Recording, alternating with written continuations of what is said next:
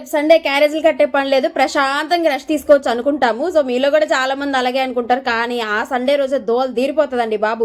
లేట్గా లెగుస్తాము, బద్ధకంతో పనులన్నీ లేట్ అయిపోతాయి, వంట అయ్యేసరికి మధ్యాహ్నం అయిపోద్ది. ఎప్పుడు నేనే చేయాలా ఈ పనులు? సండే వచ్చిన రెస్ట్ లేదా?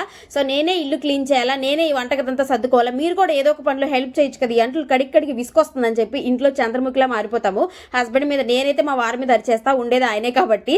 సో నా కొడుకు అయితే మధ్య మధ్యలో వచ్చేసి అది కావాలి ఇది కావాలని చెప్పి డైలీ ఏదో 2-3 రకాల స్నాక్స్ బాక్స్లో పెడితే సరిపోయేదానికి ఇంట్లో ఉంటే మాత్రం వాడికి 10 రకాల స్నాక్స్ కావాలి. ఒక పక్కన కొట్టుకెళ్ళి 10 సార్లు కొనుక్కొచ్చుకోవాలన్నమాట. అలా చంద్రముఖి అయితే వచ్చి వెళ్ళిపోతూ ఉంటుంది. ఒక్కొక్క సండే భలే ఉంటుందండి బాబోయ్.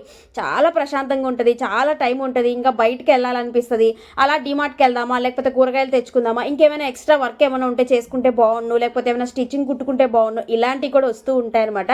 ఒక్కొక్క సండే ఒక్కొక్కలాగా ఉంటుంది. మీకు ఇంతకీ ఈ సండే ఎలా గడిచింది ఏంటో కామెంట్ చేయడం మాత్రం మర్చిపోవద్దు. Bye bye.